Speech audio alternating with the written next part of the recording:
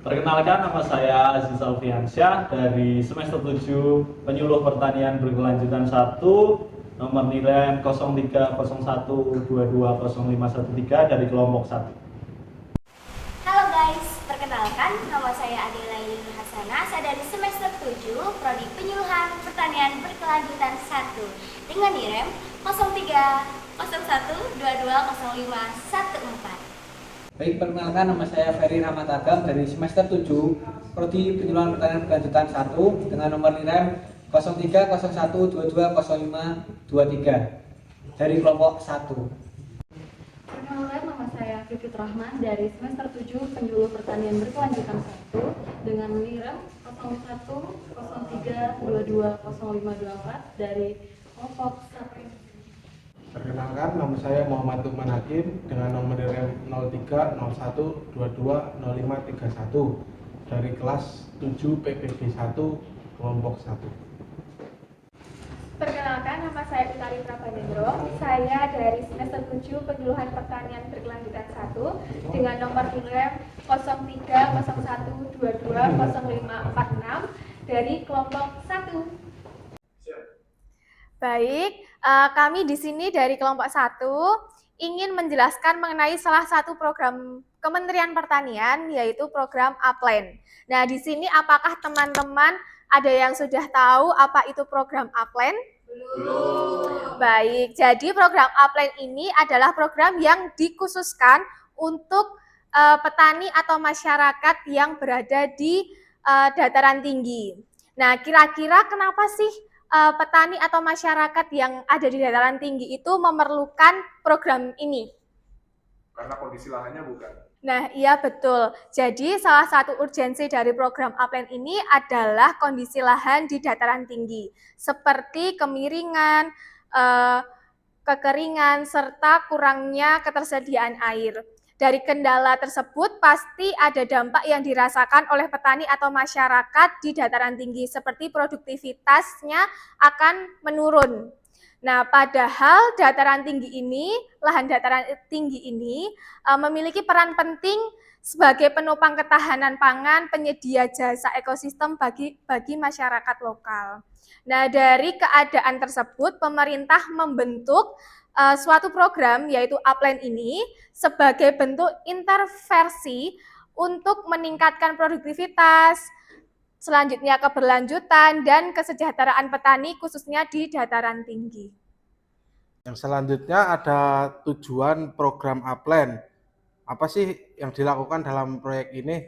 Dalam proyek Upland ini melaksanakan strategi pembangunan pertanian yang difokuskan kepada wilayah dataran tinggi dengan karakteristik lahan khusus seperti kering, kemiringan curam, dan keterbatasan akses air. Tujuan programnya adalah meningkatkan produktivitas pertanian di daerah dataran tinggi, meningkatkan pendapatan dan kesejahteraan petani, penguatan ketahanan pangan nasional, pengembangan kawasan pertanian berkelanjutan, dan juga pengurangan kesenjangan wilayah. Ya, yang selanjutnya ada jangka waktu pelaksanaan program Upland. Seperti proyek-proyek yang lain, Upland ini juga memiliki waktu pelaksanaan dimulai dari 2023 sampai 2028 yang berarti 5 tahun. Selanjutnya ada proses pelaksanaan program Upland. Pelaksana yang terlibat dalam proyek ini adalah yang pertama pemerintahan. Menjadi peran utama dalam proyek ini mulai dari perencanaan, pelaksanaan, monitoring, dan juga evaluasi. Yang kedua ada dari pihak sasaran atau yang menerima tujuan manfaat dari proyek ini, yaitu petani dari daerah di kabupaten yang terpilih. Selanjutnya ada yang ketiga, proyek ini didukung oleh keuangan internasional seperti ISBD dan juga IFAD. Lalu ada wilayah dari program Upland ini ada dari 14 wilayah. Seperti yang pertama Banjarnegara, Tasikmalaya, Lebak, Garut, Purbalingga, Subang, Cirebon, Magelang, Lombok Timur, Malang, Sumeneb, Sumbawa, Gorontalo, dan juga Minahasa Selatan. Ya, jadi itu tadi 14 wilayah yang menjadi tempat yang sudah melaksanakan program Upline ini. Oke, baik, tadi telah dijelaskan oleh Mas Lukman. Di sini saya akan menjelaskan terkait kegiatan program proyek Upline, bagaimana sih tahapannya dan apa saja kegiatannya. Nah, yang pertama itu ada tahap input. Input ini apa sih? Input adalah sesuatu hal yang dibutuhkan untuk pelaksanaan kegiatan itu. Jadi modalnya gitu. Modalnya ada apa aja? Yang pertama ada sumber daya manusia. Sumber daya manusianya seperti apa? Kemudian dukungan-dukungan untuk program itu seperti pemerintah, kemudian petaninya. Kemudian jadi selain sumber daya manusia, input ini juga termasuk finansial dan non finansial. Finansialnya itu ada dari mana sih? Ada dari bank internasional. Bank mana saja yang mendukung program ini? Yang pertama ada Bank ADB dan juga Bank IFAD.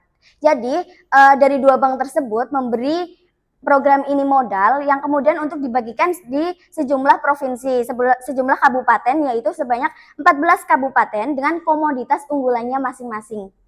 Kemudian yang kedua ada non-finansial. Non-finansial ini adalah dana hibah yang dibagikan ke daerah penerima untuk dibelanjakan sesuai dengan kebutuhan wilayah seperti sarana produksi, kemudian infrastruktur, akses pasar, baik nasional maupun internasional.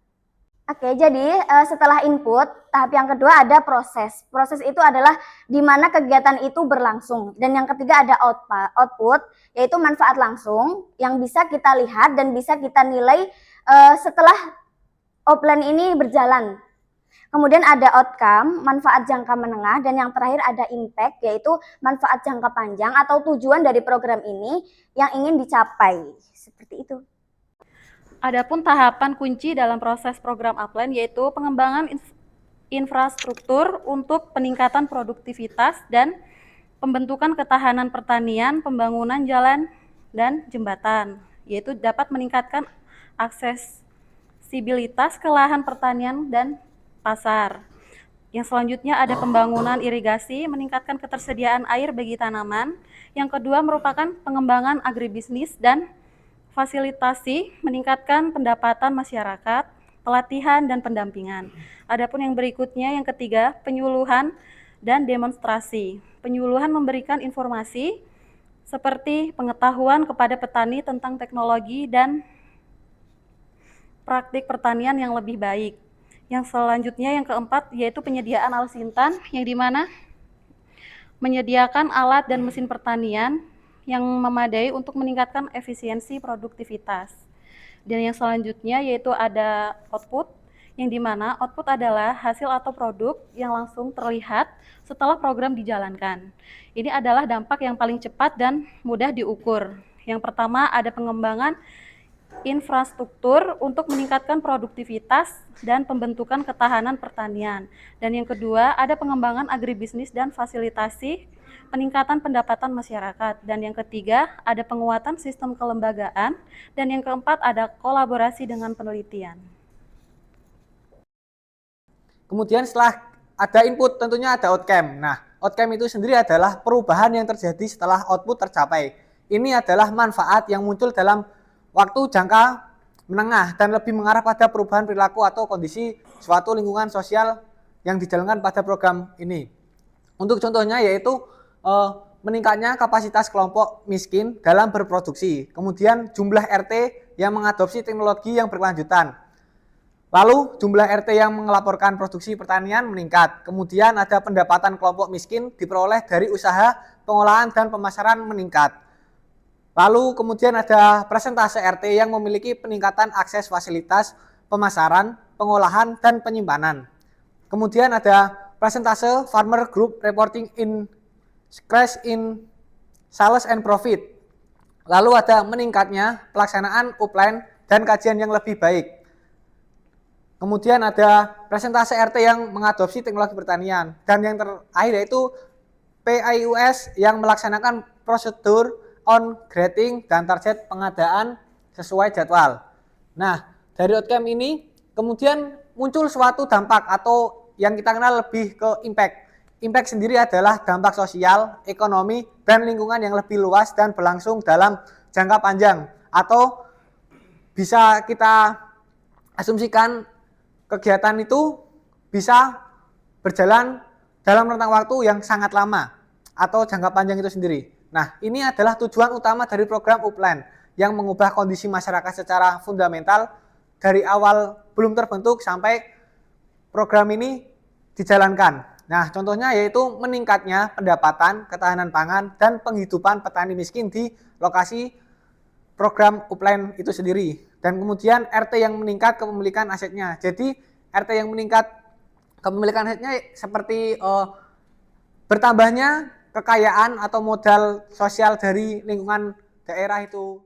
Selanjutnya, rencana monitoring dan evaluasi. Yang pertama adalah survei awal atau baseline survei, kedua annual outcome survei, yang ketiga implementation support mission, yang ketiga midterm review, yang keempat dampak Upland.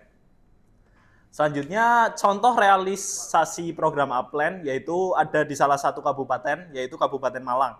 Nah, di Kabupaten Malang ini ada permasalahan dan potensi di daerahnya. Kabupaten Malang memiliki potensi besar dalam sektor pertanian dataran tinggi, khususnya komoditas bawang merah, varietas batu hijau.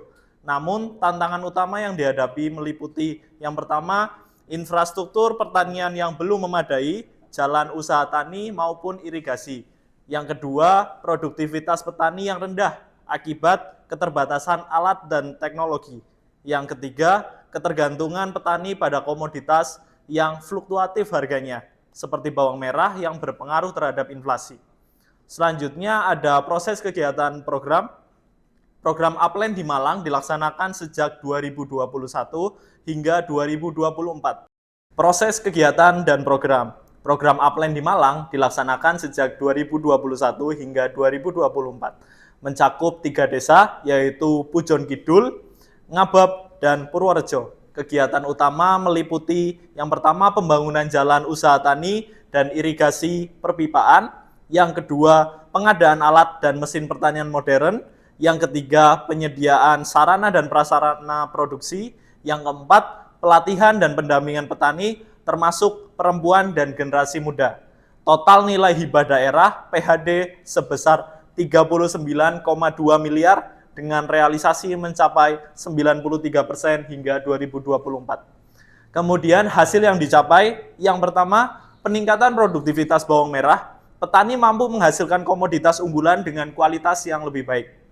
Yang kedua, efisiensi biaya produksi. Dengan alat modern dan irigasi yang baik, biaya operasional petani menurun. Kemudian yang ketiga, peningkatan pendapatan petani, akses pasar dan hasil panen yang meningkat berdampak langsung pada kesejahteraan petani. Yang keempat, ketahanan pangan lokal, komoditas bawang merah yang strategis untuk inflasi menjadi lebih stabil. Selanjutnya, kesimpulan dari program Upland yang telah dijalankan, yaitu program Upland bertujuan meningkatkan produktivitas, keberlanjutan, dan kesejahteraan petani dataran tinggi yang menghadapi keterbatasan air, degradasi tanah, dan akses pasar. Kemudian fokusnya meliputi penerapan teknologi ramah lingkungan, penguatan kelembagaan, serta pendampingan berkelanjutan. Selanjutnya, manfaatnya mencakup peningkatan produktivitas, penerapan teknologi modern, kenaikan pendapatan, serta kemandirian kelompok tani dalam jangka panjang. Program ini mendukung ketahanan pangan, pengentasan kemiskinan, pertumbuhan ekonomi lokal, dan kelestarian lingkungan. Keberhasilan Upland ditentukan oleh keterlibatan petani, dukungan pemerintah, dan koordinasi lembaga pendukung sehingga dapat menjadi model pertanian terpadu berkelanjutan. Baik, dari penjelasan kelompok 1 tadi mengenai program Upland, apakah ada pertanyaan dari teman-teman? Oke, baik, izin bertanya, izin memperkenalkan diri, nama Muhammad Sharif Islaman. Jadi, terima kasih atas kesempatan yang diberikan.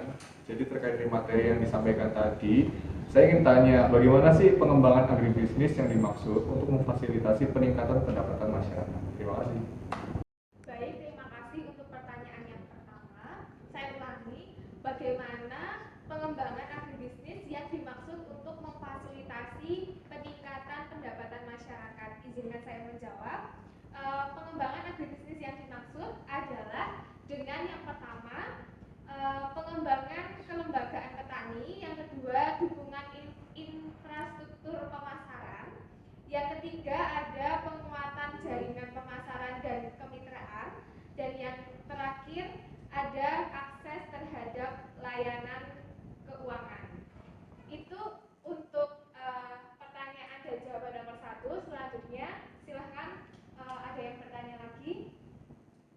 Izin bertanya, saya Nanda Ardelia. Izin menanyakan, apa sih tantangan yang mungkin akan dihadapi pada program Upland, terutama di lapangan? Terima kasih. Baik, izinkan saya untuk menjawab pertanyaan yang kedua, yaitu tantangan terbesar apa yang mungkin dihadapi dalam pelaksanaan program Upland di tingkat lapangan. Baik, yang pertama adalah keterbatasan dan kerentanan infrastruktur dataran tinggi, transportasi hasil pertanian, dan infrastruktur irigasi. Yang kedua, adopsi teknologi dan inovasi oleh petani, yaitu dengan pengenalan teknologi modern. Yang ketiga adalah keberlanjutan program pasca proyek. Jadi untuk keberlanjutan ini, ketika petani sudah ditinggal oleh program, kemungkinan besar petani akan melupakan program yang dijalankan. Jadi pendanaan dan pendampingan itu diperlukan untuk supaya proyek bisa dapat berkelanjutan. Izin bertanya, saya Arifah Adina Yulia Stiningro mengenai materi Upland tadi. Nah, inovasi atau pengembangan apa yang dapat ditambahkan pada program Upland agar dampaknya lebih merata dan berkelanjutan? Terima kasih. Nah, di sini saya ingin coba menjawab pertanyaan Mbak Rifa. Inovasi atau pengembangan apa yang dapat ditambahkan pada program Upland ini? Nah, yang pertama bisa dengan mengembangkan agropreneurship dan inkubasi bisnis digital dengan contohnya pelatihan sekolah lapang. Lalu yang selanjutnya bisa juga dengan pengelolaan hasil pertanian yang berkelanjutan. Ada beberapa contoh seperti